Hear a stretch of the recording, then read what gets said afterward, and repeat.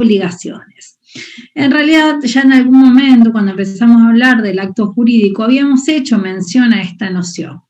Cuando estamos hablando de obligaciones, siempre vamos a estar haciendo referencia a una relación jurídica, o sea, un vínculo jurídico. Y esta relación jurídica, ¿a quiénes une? Une a un sujeto que se llama acreedor. Este sujeto es el que tiene el derecho de exigir algo a otro sujeto que se llama deudor. El acreedor, por eso decimos que es el titular del crédito, es el que tiene derecho a exigir algo. Y el deudor es el titular de la deuda, el que debe entregar algo. ¿Y qué debe entregar el deudor? El deudor debe entregar una prestación. Y esta prestación puede ser de tres tipos. Puede ser una prestación de dar, de hacer o de no hacer. Siempre, que después vamos a analizar un poquito cada uno de estos tres tipos de obligaciones, pero siempre la prestación tiene que tener en miras satisfacer un interés que sea lícito. La prestación no puede tener en miras satisfacer un fin ilícito. Es decir, yo puedo contratar a cualquiera de ustedes para que eventualmente me confeccione un vestido, pero que es un fin lícito, pero no puedo contratar a alguno de ustedes para que vaya y mate a una persona, porque eso tendría un fin ilícito. Estos dos sujetos, estas dos partes que estábamos diciendo, estos dos sujetos, acreedor y deudor, titular del crédito y titular de la deuda, es lo que se llama el aspecto activo y el aspecto pasivo de la obligación. Y lo importante también es adelantarnos, es que en aquellos casos en que el deudor no cumpliese, va a poder exigirse, el acreedor va a poder obtener el cumplimiento forzoso de esa obligación que el deudor está siendo renuente a cumplir. Hecha esta breve introducción, vamos a detenernos en cuáles son los elementos de la obligación. La obligación tiene, ¿se acuerdan que ya habíamos visto que cuando hablábamos, y se los adelanté, cuando vimos los elementos del acto jurídico, dije que el tema elementos después lo íbamos a ver de manera reiterada en distintas instituciones para que no se confunda? Hoy nos toca ver cuáles son los elementos de las obligaciones. Las obligaciones tienen un primer elemento que es el sujeto. Cuando estamos hablando del sujeto, estamos hablando de las dos personas que dijimos anteriormente. El sujeto activo, que es el titular de la facultad, el titular del crédito, y el sujeto pasivo, que es el que está obligado a cumplir con una determinada conducta, de dar, hacer o no hacer.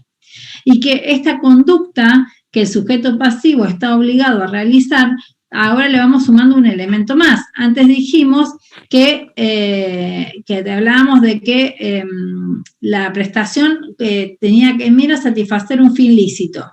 Y ahora le vamos a agregar otro dato más, es que el obligado debe cumplir con una conducta que tiene un valor patrimonial. Es decir, que la prestación tenga un valor patrimonial. El primer elemento es fácil, entonces, es el sujeto activo y el sujeto pasivo, acreedor y deudor. Otro de los elementos es el objeto de la prestación. Es decir, el objeto de la obligación. ¿Cuál es el objeto de la obligación? Es la prestación que tiene a su cargo el deudor. Es la prestación que tiene que cumplir el deudor. Y antes, al principio, de hace unos minutitos, yo les decía que estas prestaciones pueden ser de dar, de hacer o de no hacer. Cuando estamos hablando de una prestación de dar, ¿sí? ¿Qué podemos dar? ¿Qué puede dar un deudor a un acreedor? Puedo dar una cosa, y esas cosas, ¿cómo van a poder ser? Van a poder ser cosas, de acuerdo a las categorías que nosotros ya estudiamos en la unidad número 1, ¿se acuerdan? Las cosas podían ser, ¿cómo se clasificaban? En la categoría más genérica.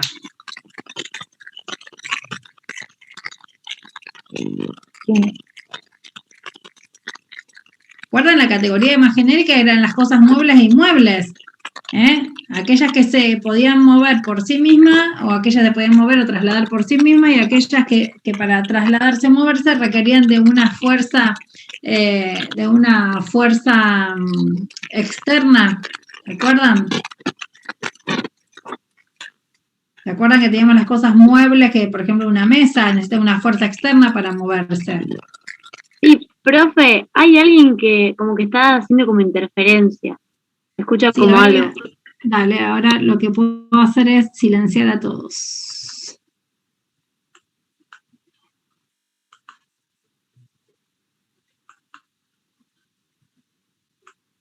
Listo, ahí esperemos que no. ¿Se acuerdan? Las cosas muebles o inmuebles.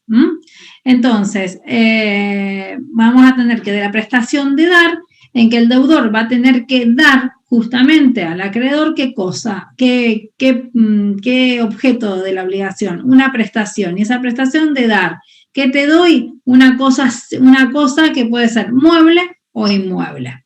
Después vamos a ver que esta clasificación se va a ampliar, la vamos a precisar más. También tenemos las prestaciones pueden ser de hacer, pueden consistir en una actividad personal que tienen que hacer el deudor a favor del acreedor. Por ejemplo, ustedes el día de mañana cuando trabajen como contadores van a justamente a brindar un servicio, van a tener que hacer algo para el cliente, un balance, una recategorización en monotributo, es decir, una liquidación de sueldos, eso es un hacer. Entonces, en esos casos va a depender el hacer depende de una actividad personal del deudor. En la página 109 creo que era, a ver si lo encuentro, 109, ustedes tienen ahí desarrollado el tema de las obligaciones de hacer. Fíjense que les dicen que el deudor tiene que cumplir con una tarea o servicio a favor del acreedor y que pueden ser divisibles o indivisibles. Esto que puede hacer esta tarea. Y digamos, ¿cuándo son divisibles? ¿Cuándo son obligaciones de hacer divisibles?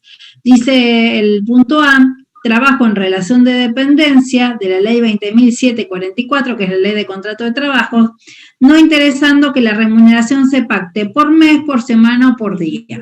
Esa obligación, volvemos a repetir, decíamos que la obligación de hacer pueden ser divisibles o no divisibles.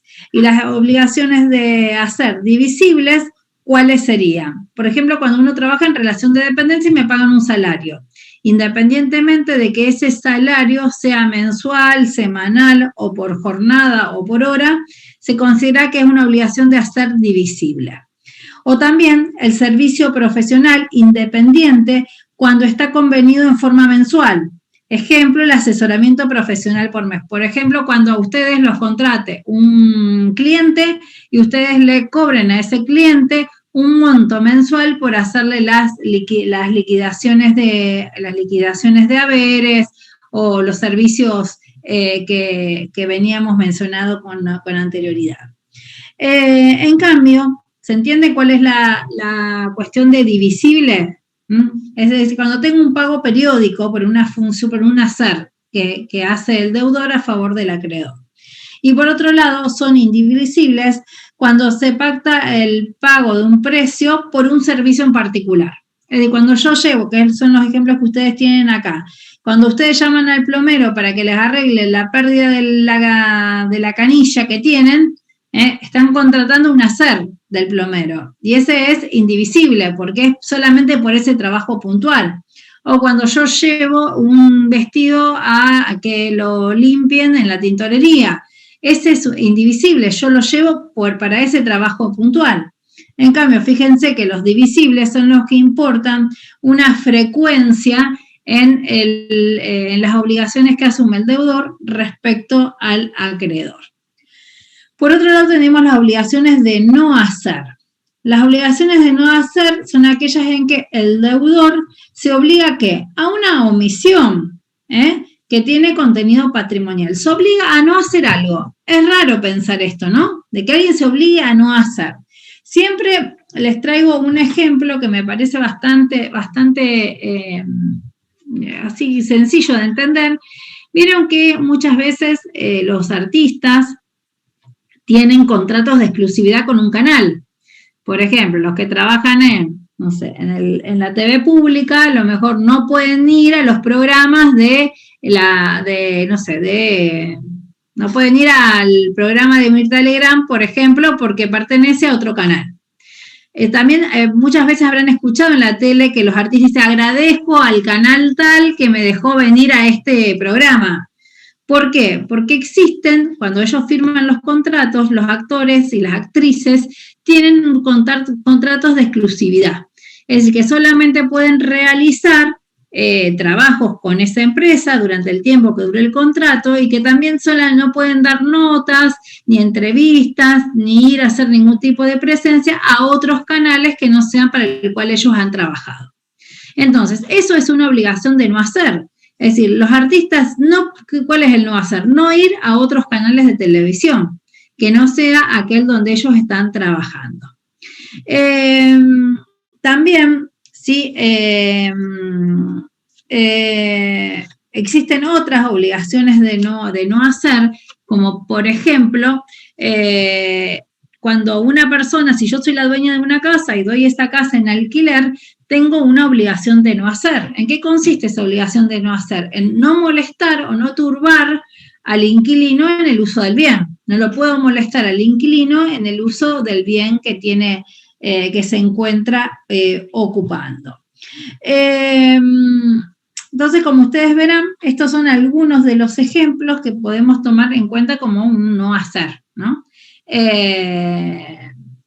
Después hay un montón de obligaciones, por ejemplo, si yo tengo una pared medianera que me divide con el vecino, la ley establece una obligación de no hacer, que sería que no puedo poner ventanas mirando en la pared medianera, mirando a la casa del vecino. Aquellos que viven en casa o que viven en edificios se darán cuenta que no tienen una ventana que da lindera a la casa del vecino. ¿Por qué? Porque eso está prohibido. Solamente se pueden tener ciertas entradas de luz-aire, tipo ventiluces, a una distancia que vaya del piso hacia arriba 3 metros. Pero yo no puedo poner un ventanal mirando a la casa del vecino en la pared medianera, por ejemplo. Esa también es una obligación de no hacer.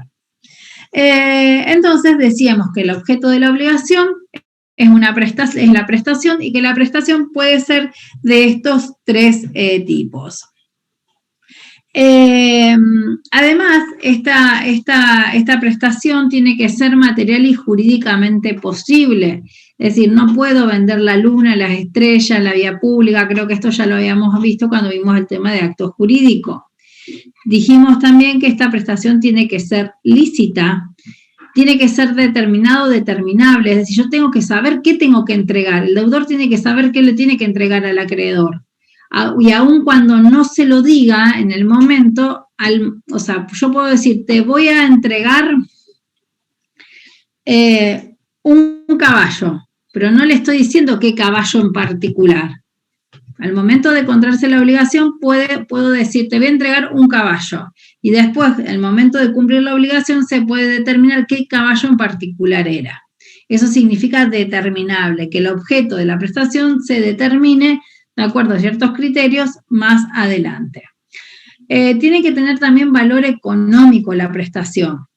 Y independientemente de que lo que se esté satisfaciendo sea un interés patrimonial o extrapatrimonial del acreedor.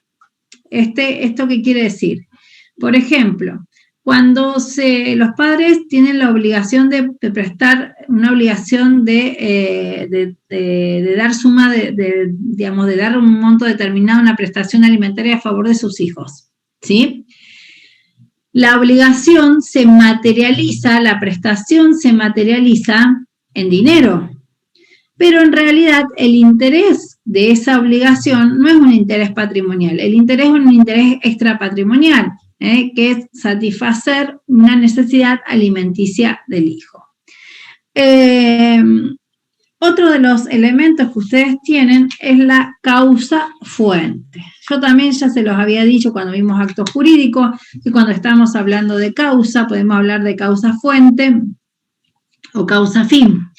Es decir, la causa fuente como aquel lugar, digamos, donde surgen las relaciones jurídicas, donde surgen las obligaciones.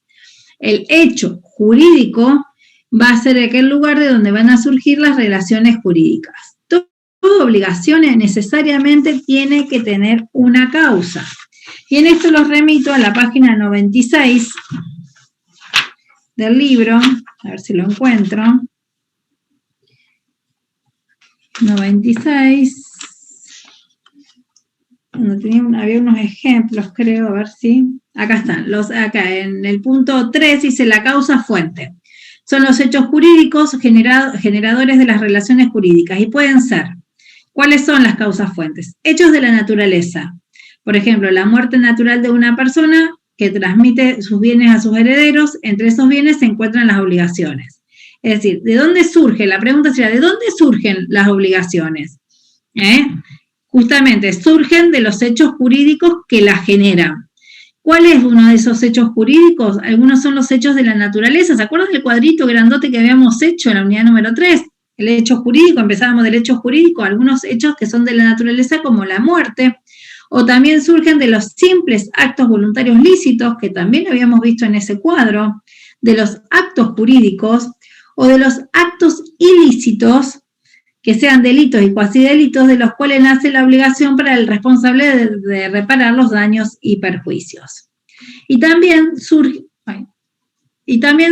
de la ley, porque la ley establece ciertas obligaciones a cargo de ciertas personas. Ejemplo, la ley establece la obligación de los padres de pasarle alimentos a los hijos. Entonces, de todos estos lugares, noten cómo esto no es un tema aparte que no tiene vinculación. Justamente las unidades están estructuradas de manera progresiva, integrando los conocimientos. La unidad número 3, el cuadro ese que yo les había dado, justamente nos sirve para tener en consideración de qué lugar, digamos, surgen las obligaciones, cuáles son las causas de las obligaciones. Otro de los elementos es el vínculo jurídico. Vínculo jurídico. Cuando estoy hablando de un vínculo, ¿qué estoy hablando? De algo que une, que une. El vínculo jurídico va a ser justamente ese ligamen ideal, ese vínculo ideal que une al acreedor y al deudor. Y que es importante que cuando estemos hablando del vínculo jurídico tengamos presente siempre la necesidad que tanto acreedor y deudor a la hora de, en esa relación que tienen, se comporten de buena fe.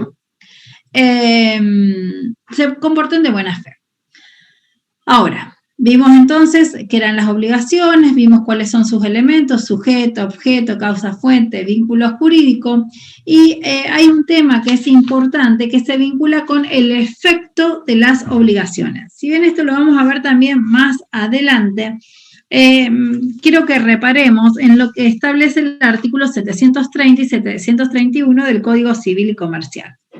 Esto ustedes lo tienen para aquellos que quieren orientarse por las páginas del libro en la página 97. El artículo 730 dice efectos con relación al acreedor. Es decir, primero efectos con relación al acreedor. Es decir, la obligación le da derecho al acreedor a qué cosas. ¿Qué puede hacer el acreedor? Y después vamos a ver qué puede hacer el deudor.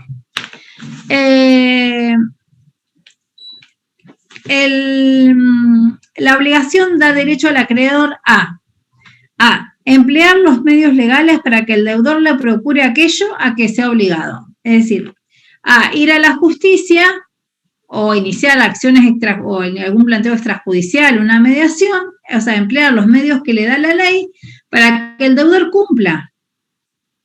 Esto es el primer derecho que tiene el acreedor. Si el deudor no cumplió, tengo las herramientas que me da la ley para que ese deudor cumpla. Hacérselo procurar por otro a costa del deudor. También existe la posibilidad que si el deudor no quiere entregar una cosa o no quiere realizar un acto, en ese caso específico se establezca judicialmente la obligación de que ese hecho o ese acto sea realizado por otra persona a costa del deudor. Ejemplo, el deudor es un pintor. tiene la obligación de pintar la casa, se niega a pintar la casa. Entonces, un juez puede determinar que haya un tercero, otro pintor, que pinte la casa y que el deudor le tenga que pagar a ese tercero por el hecho que él no hizo o por el servicio que él no prestó. ¿Se entiende esto? Sí, sí. ¿Sí? Bueno, ustedes den algún signo de vida porque yo veo que acá tengo solamente 4 caras visibles, ¿no? A Yara, a Nicolás, a Ana Luz y a Agustín. El resto, bueno, no sé en qué condiciones están y tampoco sé si están. Voy a partir de la buena fe de todos los alumnos que el resto de las 63 personas, ahí está también Kiara, que las 63, Profe, 64, sí. a mí se me salió como 5 veces ya porque me anda mal el wifi acá en mi casa. No Por eso no preocupe, prendo la cámara porque quedo, me anda peor todavía. Se me salió como 3 o 4 veces. bien. Lo que pasa es que imagínense de 67 alumnos que haya 7 solamente visibles, uno le genera cierta inquietud, ¿no? De saber si están o no están. Parto, vuelvo a repetir, parto siempre de la buena fe, parto de que ahí están. Entonces les decía que se entendió esto, qué puede hacer el deudor. Y también el acreedor, si el deudor no cumple, puede exigirle al deudor que le pague una indemnización por ese incumplimiento. Estos eran los efectos respecto al acreedor. ¿Qué puede hacer el acreedor si el deudor no cumple? Ahora, ¿qué pasa con relación del deudor? ¿Qué efectos son con relación al deudor? Es decir, ¿qué pasa si el deudor cumple? El cumplimiento exacto de la obligación confiere al deudor el derecho a obtener la liberación y el de rechazar las acciones del acreedor. Es decir, que si el deudor cumplió con su prestación tal cual debía, ¿sí? Debía cumplirla de manera exacta, él ya tiene obligación a que el acreedor lo libere de la obligación y obviamente que si aún así el acreedor le iniciase un juicio, él va a tener el derecho a rechazar todas las acciones que éste inicie en su contra.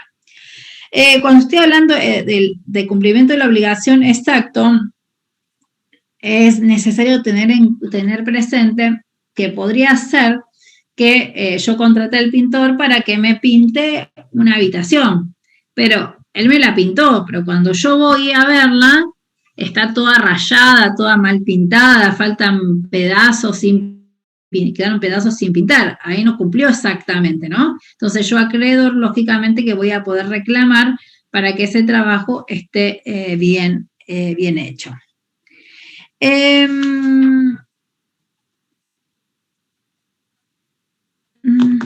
Y después teníamos también algo que quería destacar antes de entrar a la clasificación.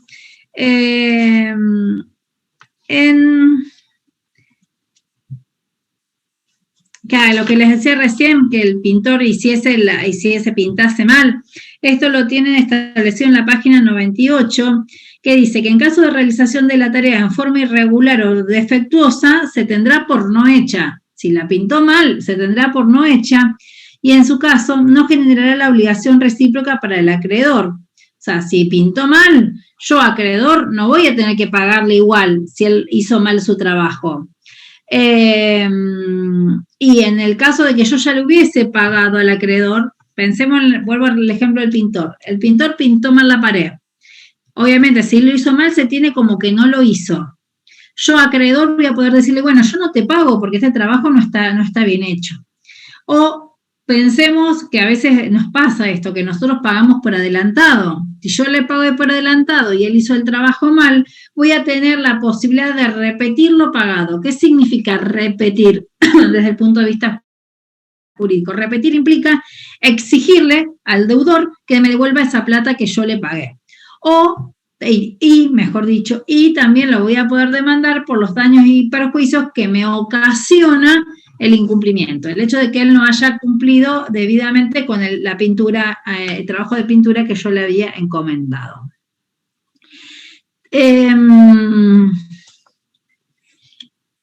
También pensemos en otros casos en que supongamos que yo contraté un albañil para que me haga me construya una pared medianera. Y la pared medianera la hizo torcida. ¿Se acuerdan? En el primer día hablamos de las cosas y lo que había para que una cosa sea derecha, que hablamos de la plomada, del nivel de agua, bueno, de estas cuestiones de albañilería que algunos de ustedes sabía. Pensemos que el albañil hizo la pared torcida o la hizo mal. En ese caso, ¿qué va a poder hacer el acreedor? El acreedor va a poder demandar judicialmente que se ordene destruir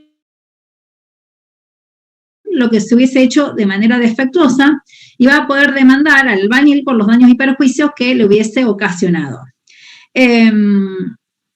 Entonces esto también es importante, que si la cosa podría ser destruida, también podría ser destruida y que vuelva todo a su estado anterior, independientemente del reclamo de daños y perjuicios. Bueno, esto es así en términos generales las cuestiones que quería puntualizar. Lógicamente que se requiere que ustedes lean todo para poder terminar de entender y comprender el tema. En el punto 2, ¿sí? Que está en la página 99, entramos a un tema que se vincula con el tema de la clasificación de las obligaciones.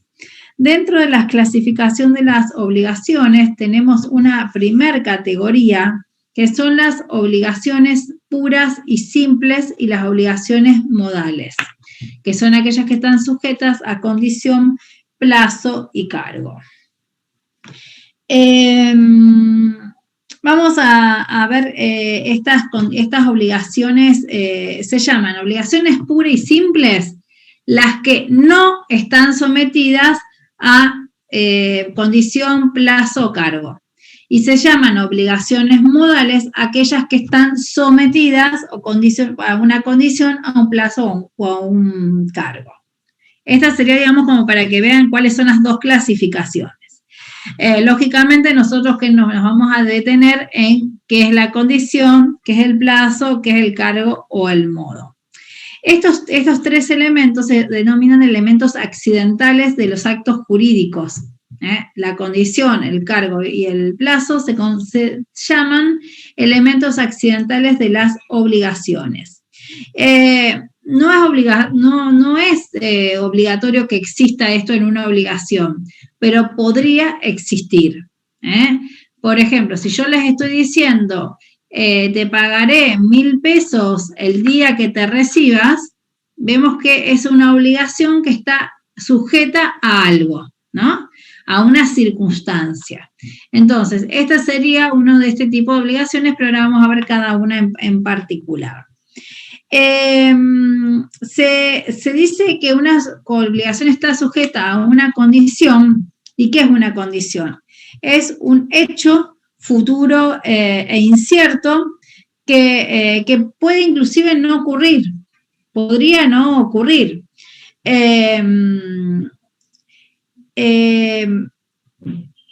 Obviamente que esta es justamente la diferencia que van a encontrar ustedes después con las obligaciones a plazo.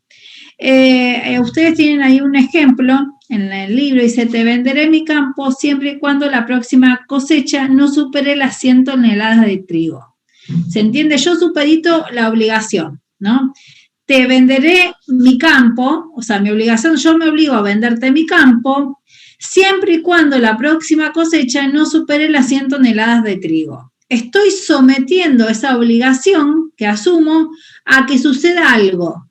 Ese hecho es un hecho futuro incierto, no sé si va a suceder o no. Yo no sé si la próxima cosecha va a superar o no las 100 toneladas de trigo. ¿Se comprende? ¿En qué consiste este tipo de obligaciones? Después tenemos la obligación a plazo, que esta es más sencilla bueno, perdón, me olvidaba decirles que las condicionales pueden ser suspensivas, se clasifican. Las obligaciones modales condicionales se clasifican en condiciones suspensivas y condiciones resolutivas, que ahí lo tienen en el libro.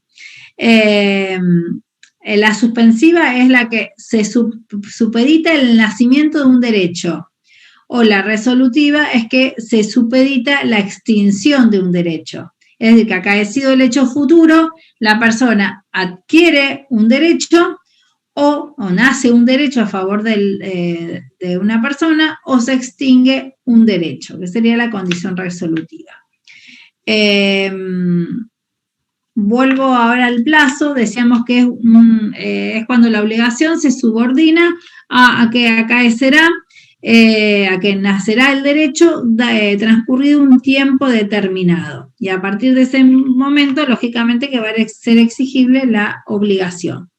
O también puede ser que se supedite la extinción de un derecho a ese plazo. Ustedes ahí en el libro dicen que el plazo puede ser cierto o determinado. Un pagaré a fecha fija, es decir, ahí cuando a mí me dan un pagaré a fecha fija, ¿no? Yo sé que la obligación se va a cumplir ¿cuándo? El día de la fecha que está establecida en el pagaré, que recién a partir de ese día yo podré exigir su cumplimiento. Entonces, en ese caso, el plazo es cierto, ¿sí? Es cierto, lo sé de un inicio. Yo sé que voy a cobrar el dinero que consta en ese pagaré el día 5 de julio de 2021, que es la fecha en que vence ese pagaré. Lo mismo pasa, por ejemplo, con el tema de los impuestos. Yo ya sé que existe una obligación exigible ¿a qué día? Que la luz se vence el 15 de junio. Yo sé que el 15 de junio tendría que haber pagado la luz. Es un plazo fijo y determinado, concreto. Sé qué día hay que cumplir con esa obligación y el acreedor sabe qué día yo deudor debería haber cumplido con esa obligación. Pero también podría suceder que las obligaciones sean supeditadas a un plazo, pero que ese plazo sea incierto, que no se sepa cuándo va a suceder. ¿Se acuerdan lo que decía yo antes? Te pagaré 1.000 pesos el día, bueno, a ver, podríamos decir, te pagaré, 100 pesos, le iba a dar la anterior, pero es una condición. El otro ejemplo que les había dado. Pensemos en el tema vamos a quedarnos con el ejemplo que ustedes tenían en el libro, siguiendo con el tema del pagaré, que es el pagaré a la vista, ¿no? Que el pagaré a la vista, ¿cuándo se produce el vencimiento? Cuando el acreedor lo presenta frente al deudor. Pagaré con fecha cierta es el ejemplo anterior, y en el de plazo cierto y en el plazo incierto es el pagaré a la vista. Es decir, que es aquel cuyo cumplimiento puede ser exigido por el acreedor en el mismo momento en que vaya y lo presente. Yo deudor, no sé qué día va a venir el acreedor a presentarme el pagaré. En cambio, en el plazo cierto, yo ya sé, si yo soy el deudor, sé que el día, 1 de agosto va a venir el deudor al acreedor, a exigirme el pago de esa obligación.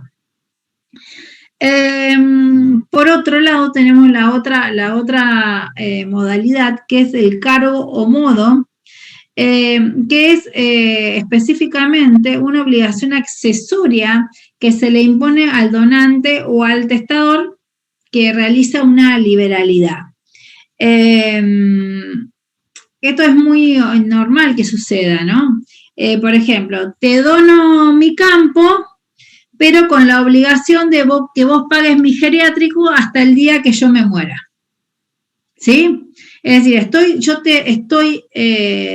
me estoy obligando a algo, pero esa obligación queda supeditada a que vos realices algo. El ejemplo que ustedes tenían acá en el libro decía, le dono el campo, pero con la obligación de que pague los estudios universitarios de mi ahijada hasta que se reciba de médica. Recuerden que el cargo o el modo son obligaciones accesorias que impone el que dona un bien o el que deja un bien por testamento. Es en relación específicamente a este tipo de actos jurídicos. Entonces, tengan en cuenta que las obligaciones pueden estar supeditadas a estos tres tipos de modalidades: condición, plazo, cargo o modo. Entonces, esta sería la primera clasificación, que son las obligaciones puras y simples, reitero, las que no tienen condición, cargo, modo, condición, plazo, cargo, modo, y condicionales las que sí lo tienen.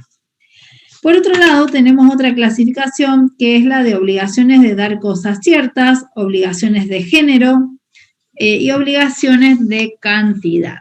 Vamos a quedarnos entonces en estas categorías. Tengan en cuenta que cuando estamos hablando de obligaciones de dar, estamos hablando de... ¿me aguardan un segundito?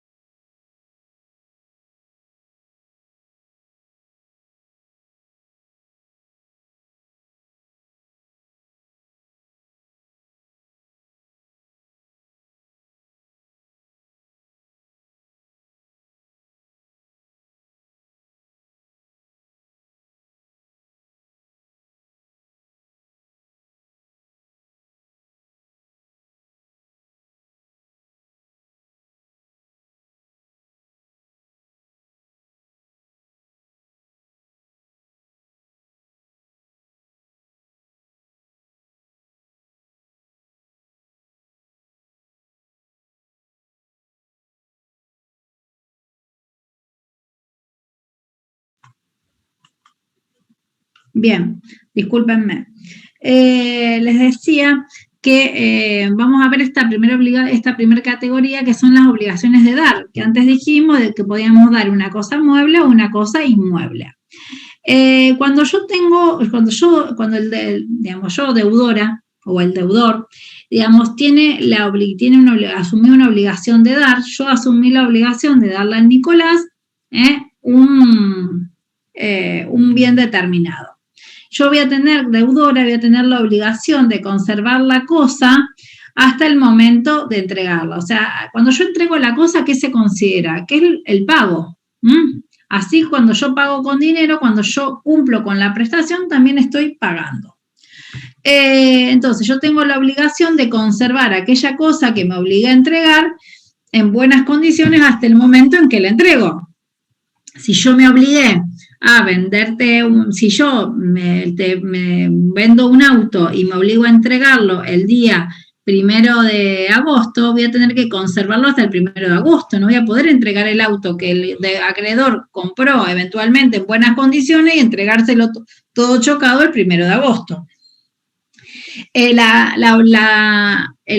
prestación de dar, ¿sí? La cosa mueble o inmueble, va a tener que entregarla en el lugar que haya establecido, que se haya acordado con el deudor, en el tiempo que se haya establecido y en la forma acordada. Esto es importante, y con todos los accesorios que tuviese la cosa. Yo no podría, por ejemplo, entregarle el vehículo sin un paragolpe. Si yo me entregué, tengo obligación de entregarle la cosa en las mismas condiciones en que las adquirió el acreedor. Pensemos que si el acreedor compra un auto sin paragolpe, no pasa nada. Pero no podría yo quitarle todos los accesorios o todos los elementos que pudiese tener el vehículo. Bien, estas serían como las cuestiones más genéricas. Y si pensemos que hay otro tema, que si la cosa mejora, porque también siempre estamos hablando que a la cosa le pasa algo malo, ¿no? Si la cosa mejora, las mejoras, digamos, benefician a quien es el acreedor, a quien debe recibir la cosa. Por ejemplo, si yo vendo un inmueble y en ese interín, en el inmueble que yo vendí, que compré un acreedor, hacen una obra rapidísima, pavimentan la calle, y antes la casa era una casa que tenía calle de tierra, evidentemente esa casa adquiere un mayor valor por haber sido, digamos, estar ahora en una calle pavimentada. Esa mejora que sufre el bien va a beneficiar al acreedor. El dueño no va a poder reclamar nada por ese mayor valor que tiene la cosa. Estas serían las obligaciones de dar. Ahora bien, dentro de las obligaciones de dar, ¿sí? Las obligaciones de dar se subdividen o se subclasifican en distintas especies. Y pensemos que sería esto se los digo yo para que ustedes lo asocien, no es muy jurídico, ¿no? Que pensemos, ¿para qué te doy yo la cosa? Yo deudor, ¿para qué te doy la cosa? ¿Para qué le doy la cosa al acreedor? Y estas serían las clasificaciones que surgen. Yo te doy la cosa, el deudor le da la cosa al acreedor para transmitirle un derecho real de dominio, para que el acreedor sea el dueño. O yo, deudor, te doy una cosa para que vos tengas esa cosa y luego me la devuelvas, por ejemplo. O te la doy simplemente para que la uses, no para que seas el dueño. Bueno, estas son justamente las categorías o las subclasificaciones que hay en las obligaciones de dar cosas ciertas. Cosas ciertas es cuando yo sé concretamente cuál bien tengo que entregar. La primera categoría decíamos que era de dar cosas ciertas, ¿sí? Para transmitir el derecho real de dominio. Perdón, tengo a mi papá internado, deme un segundito.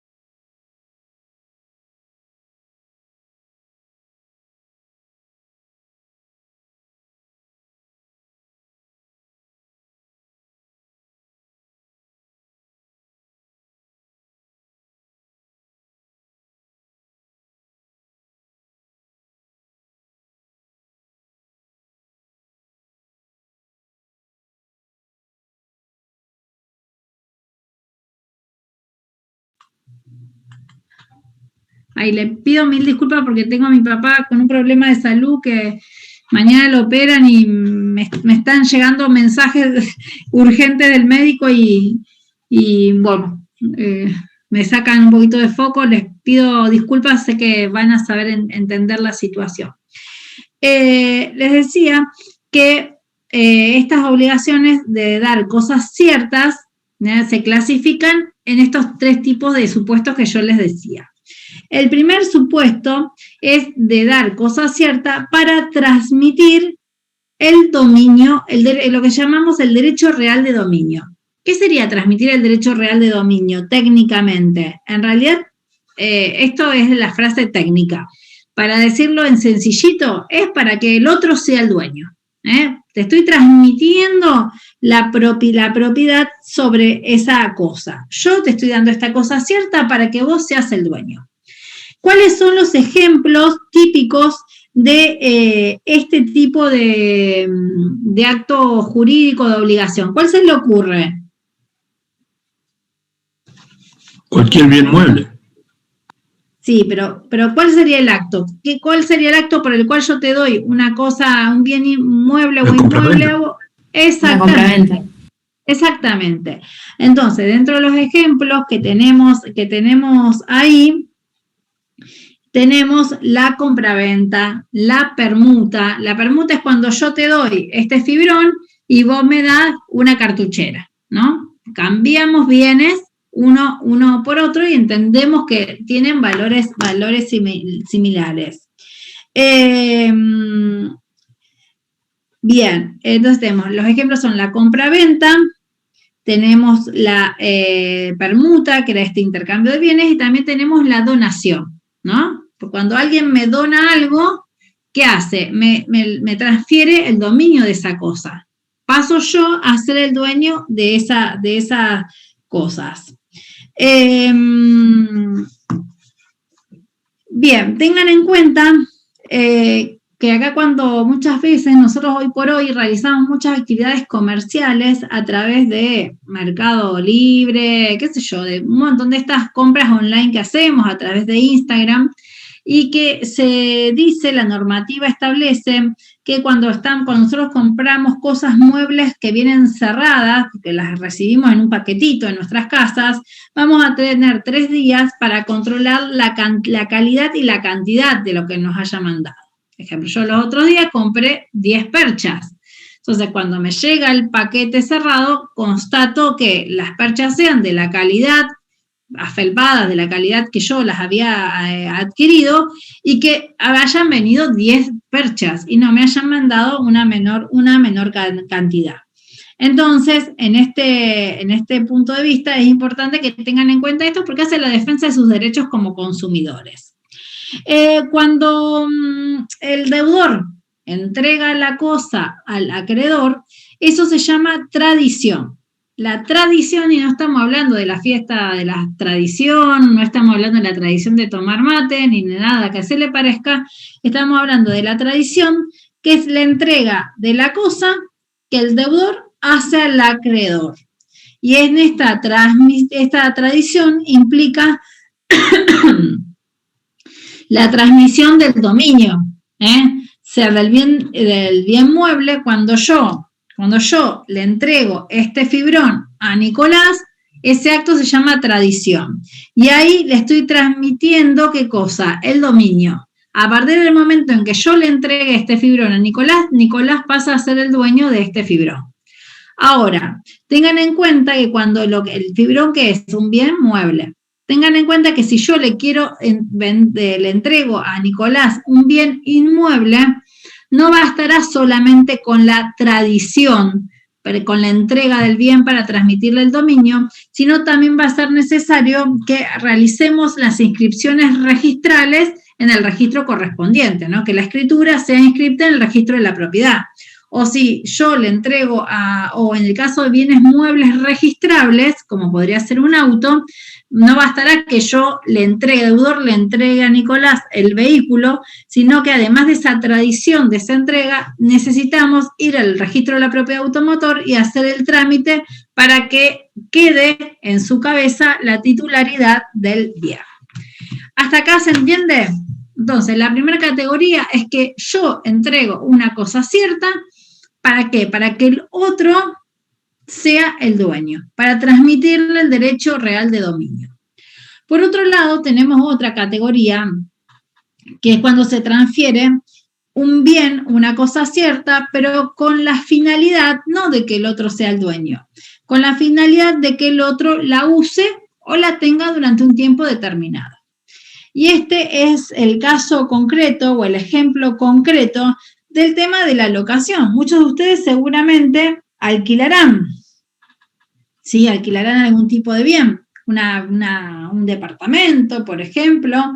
Entonces, ¿qué les está haciendo el dueño del inmueble? Les está transfiriendo a ustedes el uso de ese inmueble por un tiempo determinado. Vencido ese plazo, ustedes tendrán que restituirle la cosa. Dentro de esta categoría que se transmite el bien para el uso de la tenencia, el ejemplo típico es el contrato de locación o el comodato, que es un préstamo de uso, cuando yo te entrego algo para que vos lo uses, o el depósito, ¿sí? Que yo te doy algo para que vos lo tengas y lo cuides. El depósito, para que lo tengas y lo cuides. Obviamente,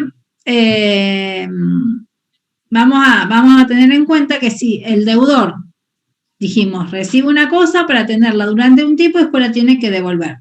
Si el deudor no devuelve la cosa en el tiempo que tenía que devolverla, va a asumir el riesgo por la pérdida o el deterioro de esa cosa. Es decir, si yo tenía que devolver el inmueble al dueño del bien, el inmueble que estoy alquilando, al dueño del bien, se me terminó el contrato y tenía que devolvérselo el 31 de diciembre, y yo no se lo restituyo al dueño el 31 de diciembre, y el 5 de enero se incendia el inmueble, yo voy a tener que hacerme cargo de los riesgos o deterioros que hubiese sufrido la cosa. O si entran a robar y rompen una puerta, voy a tener que hacerme cargo también de los deterioros que haya sufrido la puerta como consecuencia de esa acción.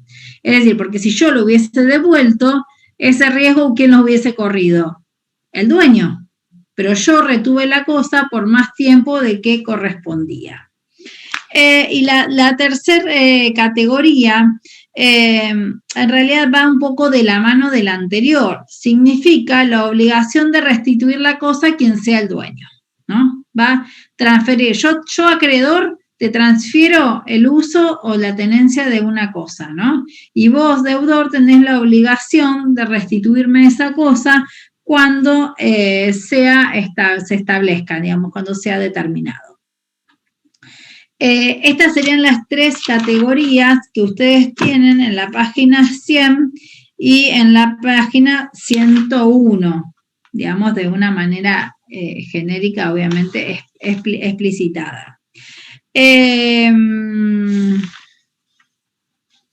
A ver, quiero ver cómo les sintetizo para hacerle la mayor cantidad de cosas.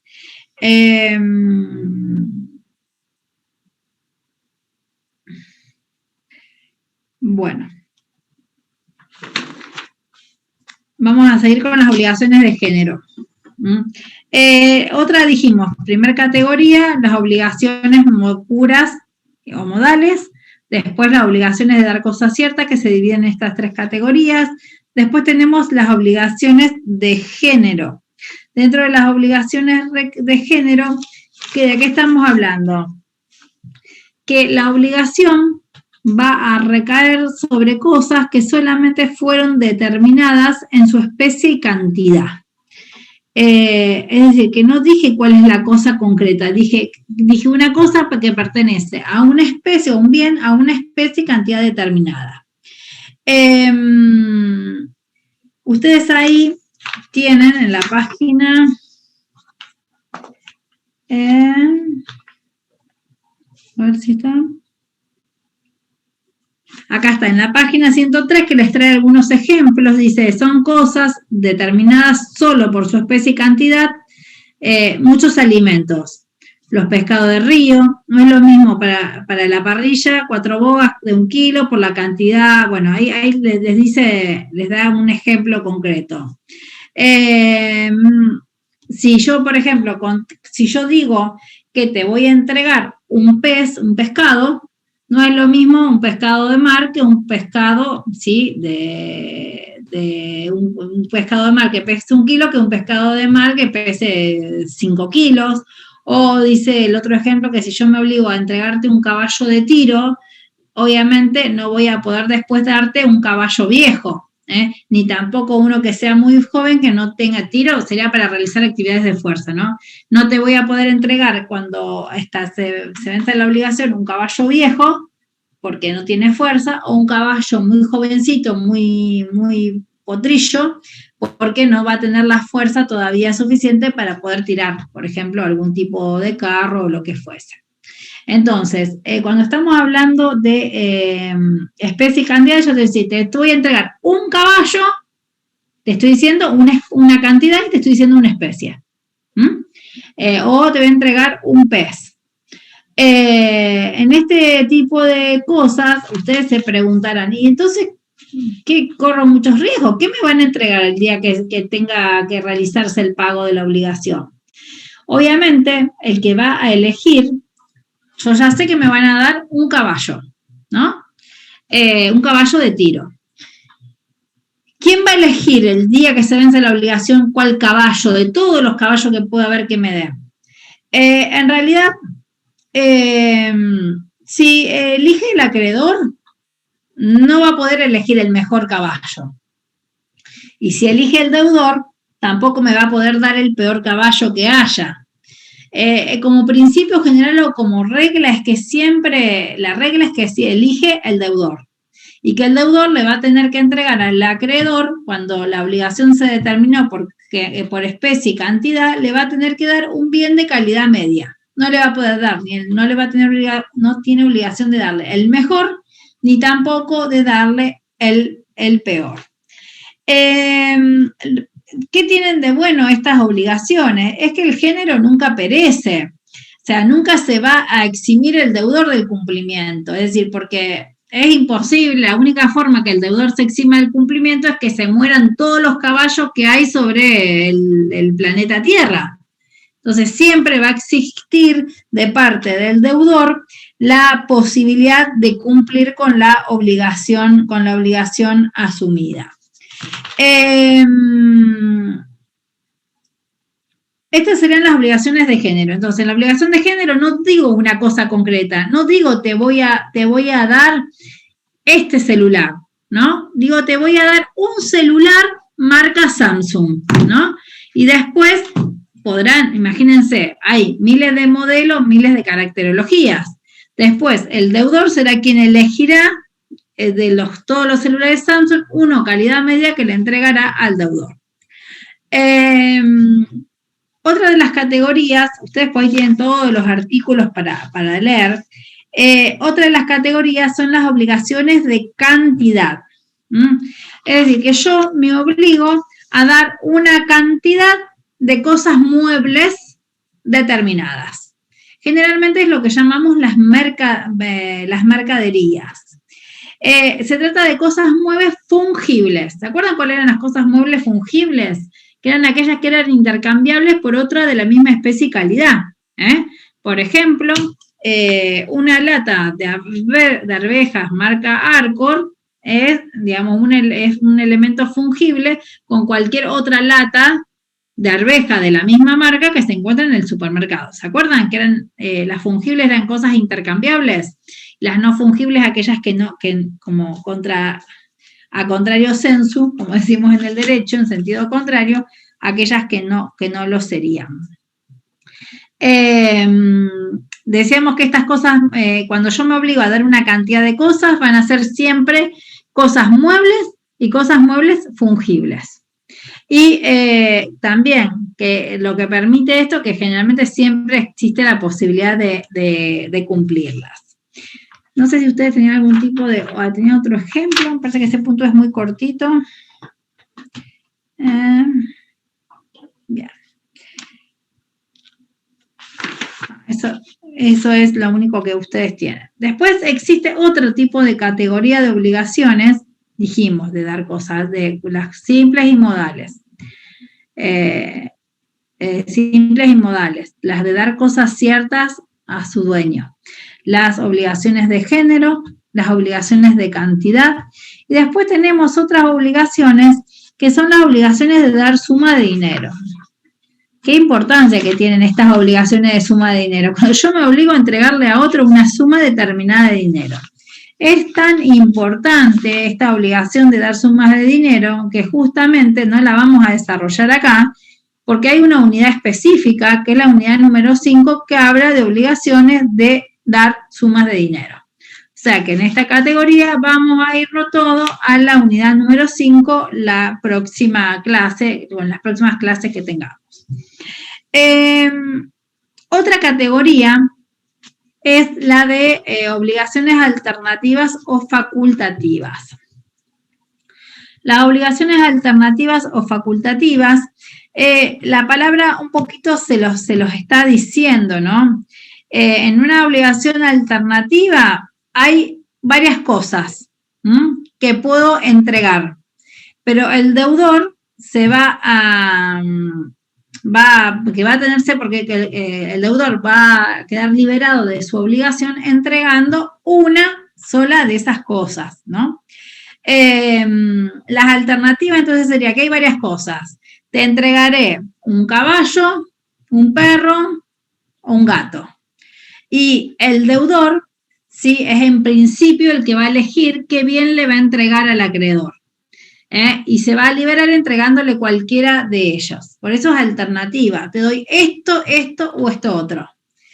El principio es que elige el deudor, pero también podría acordarse en la obligación que va a elegir un acreedor o que va a elegir un tercero. Que tal persona va a elegir cuál de estas tres cosas yo te entrego a vos.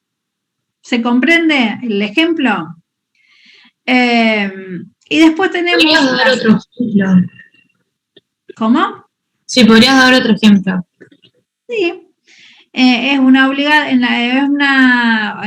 relación obligacional en que el deudor ¿sí? Se obliga a entregar una variedad de prestaciones, que se obliga a entregar, por ejemplo, un tema, a ver, para Sofía eras, ¿no? Yo me comprometo a entregarte un vestido rojo, o un vestido azul, o un vestido plateado.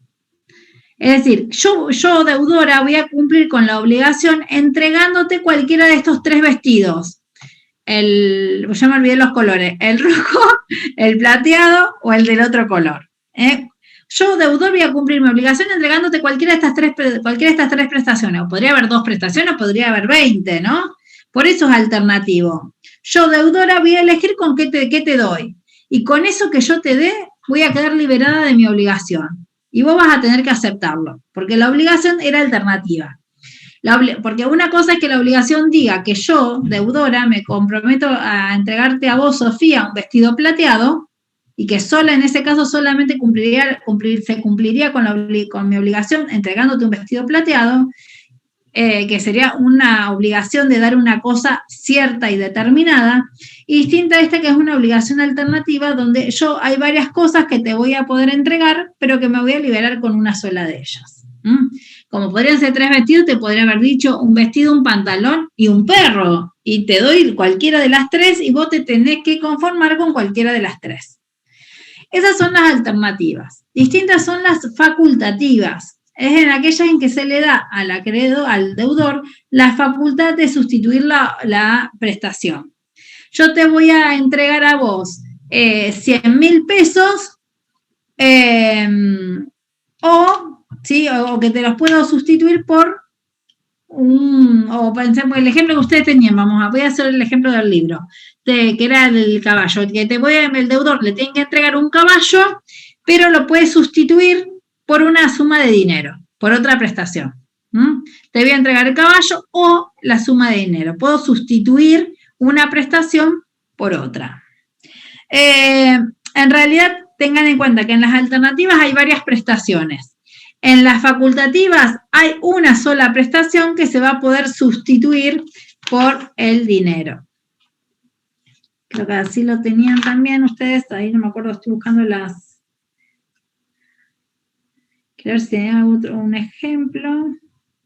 Está ese mismo ejemplo, profe. Bien, el del caballo, no me acuerdo, porque a veces uno lee varias cuestiones y no se acuerda de dónde. Trato siempre de respetar los ejemplos del libro, en la medida en que pueda, porque así después ustedes cuando van al libro lo hacen la asociación de lo que escucharon en clase y lo que vieron ahí.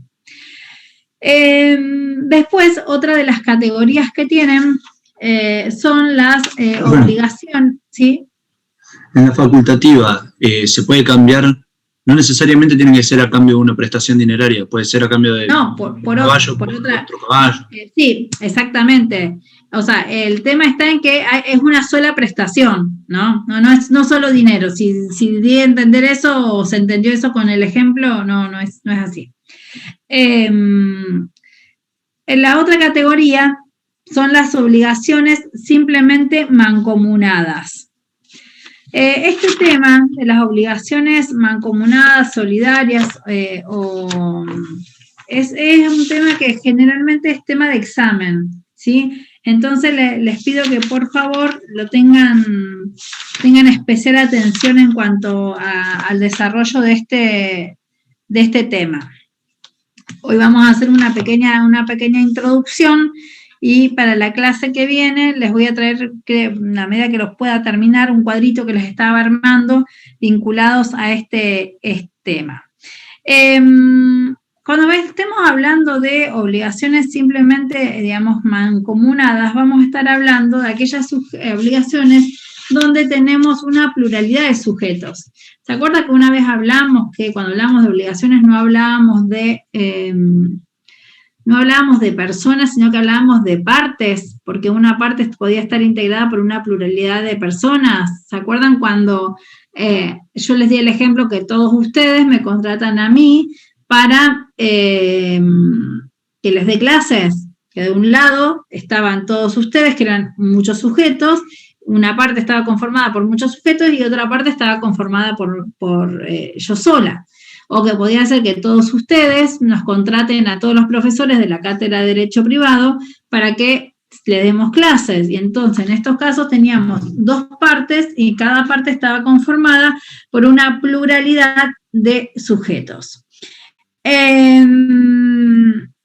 Entonces, acá vamos a ver cuáles son las 3 variables de obligaciones simplemente mancomunadas. Una variable es que existan 2 o más acreedores y un deudor, ¿sí? Que haya 2 o más acreedores y un deudor. Ejemplo, que Nicolás nos tenga que entregar a Agustina, a Ana y a mí un bien determinado, ¿no? Tenemos un deudor que nos tiene que entregar a nosotras 3 un bien determinado. O puede haber 2 o más deudores, acreedores, y 2 o más deudores. Es decir, que, por ejemplo, que Kiara, Sofía y Ana Luz nos tuviesen que entregar a Nicolás, a mí y a Yara un bien determinado. ¿Se comprende? Muchos deudores, muchos acreedores. O también, sí, podría ser que haya un solo acreedor y 2 o más deudores, que ahí hay un error en la cuestión de tipeo, en el libro. Porque dice un acreedor y 2 o más acreedores. Es un acreedor y 2 o más deudores. Entonces, ¿por qué se llaman? Estas obligaciones son de sujeto plural, ¿no? Porque vamos a tener que alguna de las partes está conformada por una pluralidad de sujetos. Estas obligaciones, ¿dónde nacen? ¿Dónde se originan? Tienen su origen en un contrato o en un hecho jurídico, que podría ser el hecho jurídico que concretamente es la muerte del deudor, y que esta obligación va a pasar en cabeza de sus herederos. Las obligaciones mancomunadas también se caracterizan porque el objeto de la obligación tiene que ser divisible. Por eso generalmente, ¿se acuerdan que antes hablamos de las cuestiones divisibles o no divisibles? Porque habitualmente, tienen que permitir que se divida entre los distintos. Por ejemplo, si tenemos un deudor que tiene varios acreedores, es necesario que esa prestación que se haya establecido se pueda dividir entre todos los acreedores. Por eso generalmente se da en el caso de obligaciones de dar sumas de dinero o obligaciones de dar cantidades de cosas, que en ese caso es simple y posible poder dividirlas. Profe, Sí. la única fuente de estas obligaciones es cuando alguien muere y deja deudores, ¿no? No, dije el contrato también. El contrato, dije, el contrato, y cuando hablo de contrato pueden ser todos los contratos. O sea sí, que, sí. No. El contrato, pero también la muerte. Pensemos que en realidad cuando estamos hablando de la herencia, ¿sí? Cuando uno recibe una herencia, recuerden también, esto es un paréntesis, que uno está recibiendo no solo los bienes, el patrimonio, el patrimonio en su totalidad, que se compone por el activo y el pasivo, ¿no? No solamente recibo lo bueno de una herencia, los bienes, sino que también recibo las deudas. Y cuando una persona recibe las deudas de un causante, de una persona muerta, primero, con los bienes que la persona dejó, primero hay que pagar las deudas. Y si queda algo, luego de pagar las deudas, se divide entre los herederos. Esto es también importante que ustedes lo tengan en cuenta. Entonces les decía que estas obligaciones mancomunadas, lo que las caracteriza es que siempre van a tener por objeto cosas que sean divisibles. Y ahora vamos a ver por cuáles son las consecuencias jurídicas que acarrea esto, ¿no? En la página 105, esto márquenlo porque esto es muy importante, estos 4 puntos que hay en la página 105, que es lo que les permite hacer como un paralelo A ver, les hago una recomendación. En la página 105 estarían las consecuencias más importantes de este tipo de obligaciones, que son las mancomunadas simples. Y en la página 107 van a encontrar que pueden hacer casi un esquema similar con relación a las obligaciones solidarias. Entonces, quizás podría ser recomendable que se hagan un cuadrito en paralelo.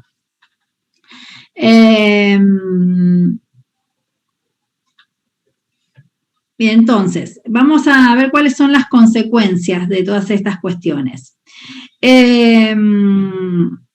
Las obligaciones, entonces, decíamos que en las obligaciones mancomunadas, ahí tenías en la página 105, no lo había visto, estaba mirando ahora el libro, lo del fallecimiento, que dice que en la herencia, por fallecimiento del acreedor o del deudor, los créditos y las deudas se dividen entre los herederos en la misma proporción de su participación en el acervo hereditario. Supongamos que el causante, que es el que se murió, no tenía herederos y dejó un testamento nombrando como heredero a 2 amigos en la proporción amigo A 80 y amigo B 20. ¿Qué significa esto? La herencia, para que lo tengan en cuenta, la herencia puede, digamos, cuando una persona se muere puede tener herederos forzosos, que es el caso típico de los hijos, por ejemplo, o puede ser que una persona muera sin herederos forzosos, y entonces puede disponer de sus bienes a través de un testamento, como él quiera, dejárselo sus bienes a quienes quiera. Y acá les da un ejemplo que le deja a un amigo un porcentaje y a otro amigo otro. Lógicamente que las deudas, que cada una de estas dos personas va a tener que asumir las deudas en proporción al porcentaje que le dejaron en la herencia. No es que los dos van a tener que responder del mismo modo. Bien, entonces, vamos a ver cuáles son las características rápidamente antes de que llegue la hora. Las características de estas obligaciones. Dice, la primera se vincula con la constitución en mora. ¿Ustedes saben lo que es la mora? ¿La mora? Cuando no es se el árbol. tarda No es el en- árbol. Sí, No no es es el el árbol. No es el árbol.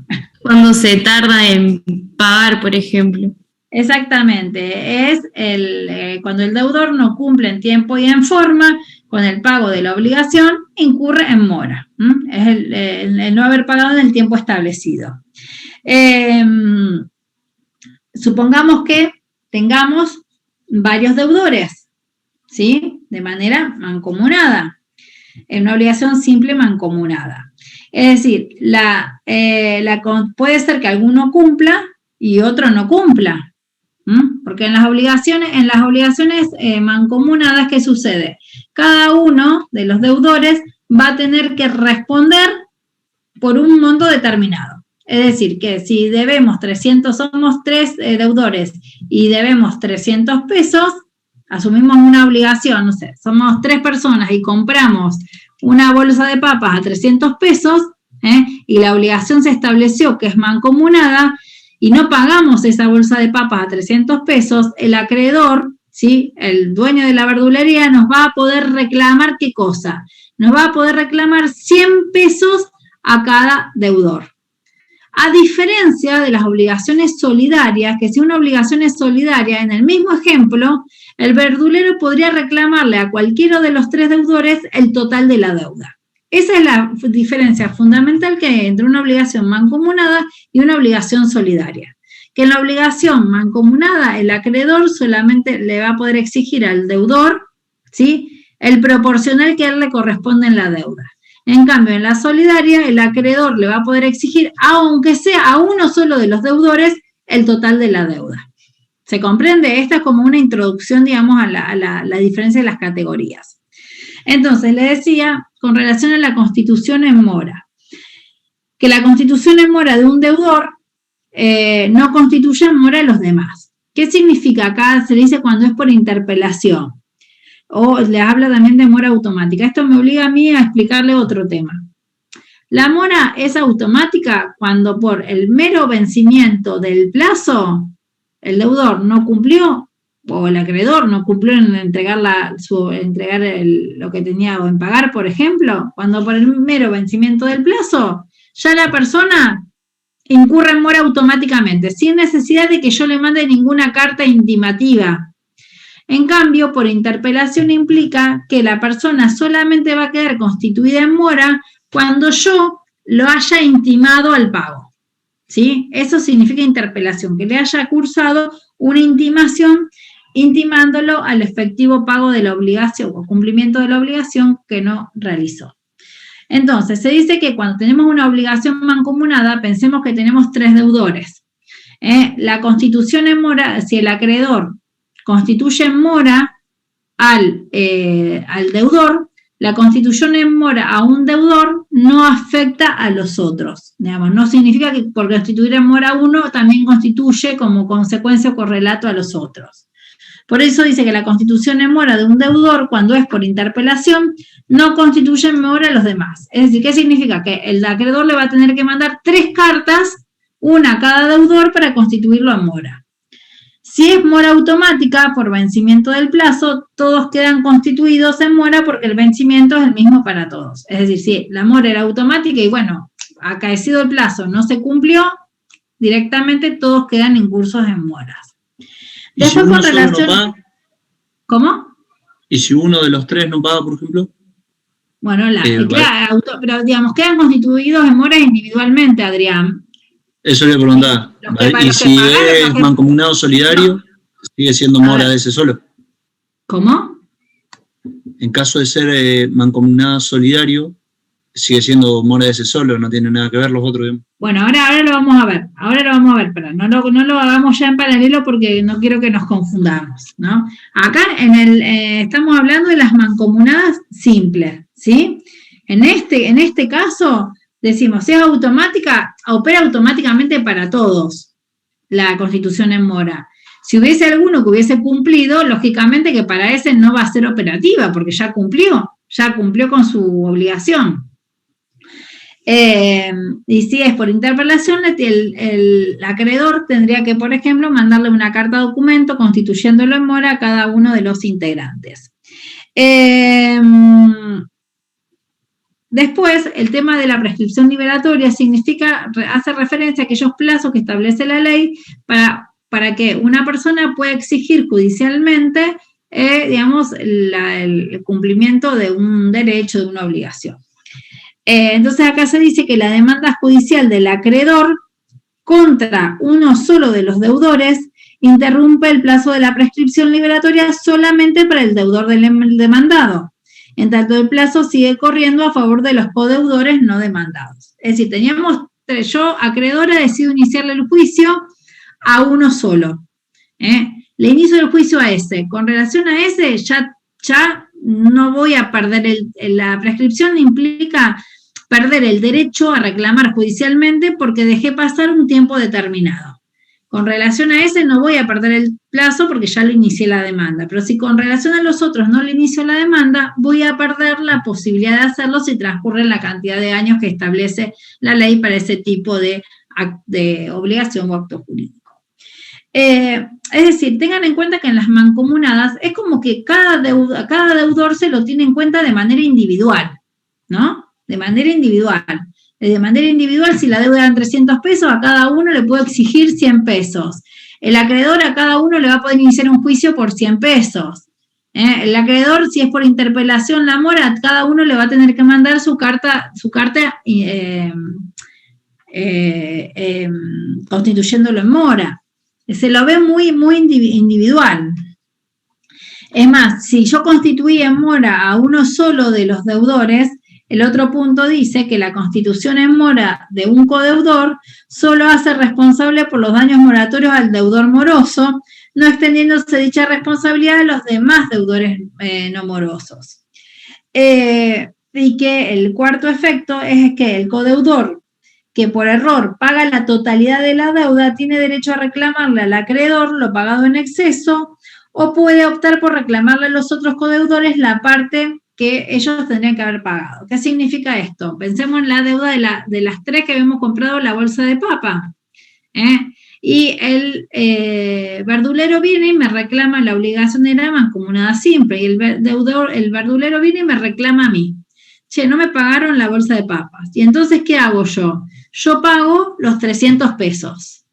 Y yo no sabía, bueno, yo no fui a un abogado y no le pregunté, porque si hubiese ido a un abogado, el abogado me hubiese dicho, ¿qué tipo de obligaciones? Es mancomunada simple, Lorena, no tenés que pagar 300 pesos.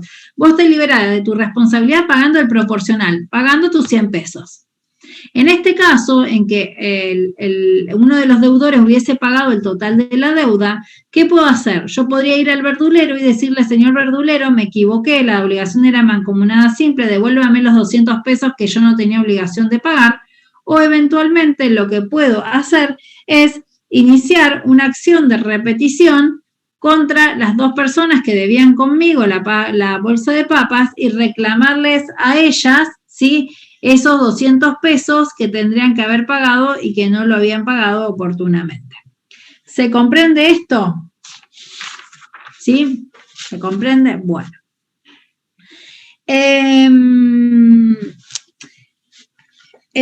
Vamos a ver simplemente para terminar, pero esto lo vamos a retomar la clase que viene, porque quiero que lo tengan, quede bien en claro, el tema de la solidaria y mancomunada, me comprometo a retomarlo. Vamos a ver cuáles son esas mismas diferencias en el caso de las obligaciones solidarias, que la vamos a ver en específico, les reitero, la semana que viene. Pero veamos así para ver lo que Adrián decía, la comparación respecto a estos puntos. ¿Se acuerdan cuál era la obligación solidaria? Compré la bolsa de papa por 300, somos 3 que compramos la bolsa de papa por 300 pesos, el verdulero puede exigirnos a cualquiera de las 3 que le paguemos los 300 pesos, el total de la deuda. ¿Cuáles son las consecuencias de estas obligaciones? Justamente de manera paralela a lo que habíamos visto antes. Página 107. Constitución en mora. Dice, la constitución en mora de un deudor, cuando es por interpelación, constituye en mora a los demás. Y si es mora automática por vencimiento del plazo, todos quedan constituidos en mora porque el vencimiento es el mismo para todos. Es decir, que sea por interpelación o por vencimiento, por plazo automático, constituido en mora uno solo, en el caso de la interpelación, esa constitución en mora se extiende a todos los codeudores. Con relación, ¿se acuerdan del plazo para poder accionar? Que antes el plazo era individual, no se consideraba general.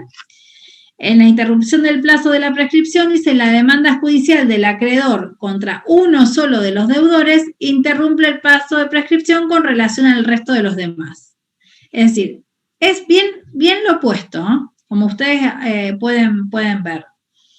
El otro punto es que la mora de un codeudor solo va a ser responsable por los daños moratorios a todos los deudores, es decir, que la mora también, esto por eso les decía que se hagan un cuadrito y van a poder estudiarlo así como de manera espejada por contradicción, que es mucho más sencillo. Entonces, creo que nada más tienen la diferencia está en el punto anterior, en el D, porque en este caso, si yo no puedo pagar por error, porque cada uno de los codeudores tiene la obligación de pagar el total de la deuda. Obviamente, si yo, pensemos que es una obligación solidaria, teníamos que pagar las 3 la bolsa de papa, y el verdulero vino, me lo reclamó a mí, yo sé que es una deuda solidaria que puede reclamarme los 300 pesos, le pago los 300 pesos al verdulero, ¿y qué voy a poder hacer yo? Igualmente voy a poder reclamarle a mis otras 2 compañeras o compañeros que me den los 100 pesos que ellos tenían que pagar. Y si ellos no me dan esa plata, yo podré iniciarle un juicio a ellos para que me reintegren ese monto de dinero. Obligación mancomunada concretamente, cada uno de los codeudores va a responder en proporción por la deuda. No tiene obligación de responder por el todo. En las obligaciones solidarias, cada uno de los integrantes cada uno de los codeudores, a cada uno de los codeudores, se le puede exigir el total de la deuda. Noten ustedes que esto, ya para ir terminando, que cuando suscriben un contrato de locación, cuando ponen la cláusula de las garantías, dicen que los garantes se constituyen lisos y llanos, solidarios y principales pagadores. ¿Qué significa esto? Que cuando uno, que generalmente se le pone el garante que es solidario, por lo tanto, si el inquilino no paga, el dueño del inmueble va a poder ir y reclamarle directamente el total de la deuda al garante, ¿sí? Sin necesario de haberle reclamado antes al inquilino. Es decir, si yo tengo un inquilino que no tiene ningún tipo de bien y tengo un garante propietario, ¿qué voy a hacer como dueño del inmueble, como abogada del dueño del inmueble? Directamente voy y le inicio un juicio a la garantía, porque es un obligado solidario, y le embargo y le remato la propiedad que dio en garantía para poder cobrarme. Entonces, a veces la gente se dice, ay, pero si yo soy garante, ¿por qué me inician? No, y sí, te inician el juicio a vos solo, muchas veces, ¿por qué? Porque la obligación es solidaria y el acreedor puede elegir a quién demanda. ¿Puedo demandar al inquilino y a las garantías conjuntamente? Sí. ¿Puedo demandar solo al inquilino? Sí, pero también puedo demandar solo al garante, en el caso en que la obligación sea asumida de manera solidaria. Entonces, esto también es importante que ustedes lo tengan en cuenta cuando van a firmar como garantes de algo, ¿eh? Que no se piensen que solamente si el inquilino no cumple y solamente si le inician un juicio y no paga, recién van a responder ustedes. No, puede ser que respondan primero que todos porque la obligación fue establecida en términos de solidaridad. Bueno, hasta acá llegamos, retomamos la clase que viene.